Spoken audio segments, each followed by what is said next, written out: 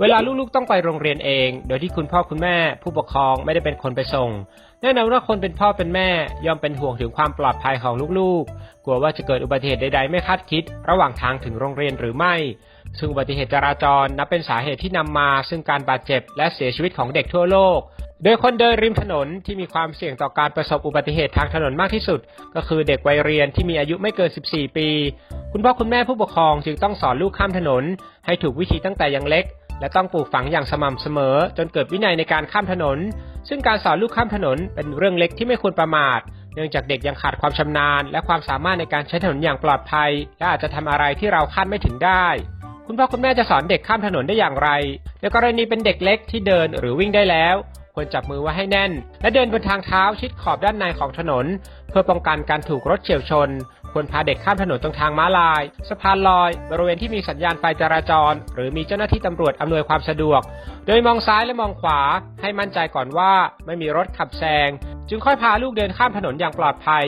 นอกจากนี้ลูกที่อยู่ในวัยน้อยกว่า10 ขวบพัฒนาการด้านการมองการกะระยะหรือแม้แต่การตัดสินใจยังไม่ดีนักจึงยังไม่เหมาะจะสอนให้ข้ามถนนดังนั้นทุกครั้งที่ต้องข้ามถนนคุณพ่อคุณแม่จะต้องอยู่ใกล้ชิดด้วยเสมอพร้อมกับสอนว่าการข้ามถนนทุกครั้งต้องข้ามทางม้าลายหรือหากมีให้เลือกก็ควรข้ามสะพานลอยนอกจากนี้คุณพ่อคุณแม่ควรปลูกฝังและสอนหลักการข้ามถนนดังนี้ครับ 1. เลือกบริเวณที่มองเห็นการจราจรได้ชัดเจนทุกทิศทางและเป็นบริเวณที่คนขับสามารถมองเห็นได้เช่นกัน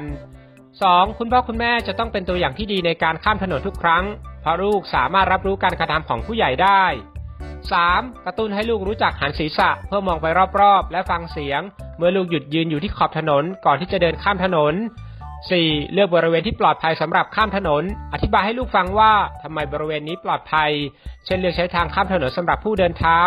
อาทิอุโมงค์ใต้ดินสะพานลอยทางม้าลายหรือบริเวณที่มีเครื่องหมายและสัญญาณไฟคนข้ามแม้ว่าต้องเดินไกลขึ้น 5. แม้จะเป็นการข้ามถนนตรงทางม้าลายหรือบริเวณที่มีสัญญาณไฟคนข้ามก็ควรสอนให้เด็กคอยจนกระทั่งยานพาหนะทุกชนิดหยุดสนิทและแน่ใจว่าคนขับมองเห็นพวกเขาก่อนที่จะข้ามถนน 6. เนื่องจากอาจมีคนขับรถสวนเลนต้องบอกให้ลูกมองถนนทั้งสองด้านอย่างรอบคอบด้วย 7. ข้ามถนนเป็นเส้นตรงคอยมองและฟังเสียงรถขณะเดินข้ามถนนด้วย 8. ขณะข้ามถนนไม่ควรพูดคุยหรือคุยโทรศัพท์มือถือต้องมีสติและสมาธิอยู่ตลอดเวลาไม่เหม่อลอยทั้งนี้การข้ามถนนเป็นทักษะพื้นฐานที่ลูกๆควรได้เรียนรู้การปฏิบัติตนเป็นแบบอย่างที่ดีของคุณพ่อคุณแม่ผู้ปกครองที่ปฏิบัติตามกฎจราจรอย่างเคร่งครัดนับเป็นการช่วยให้เด็กปฏิบัติกฎบนท้องถนนได้อย่างถูกต้องและปลอดภัย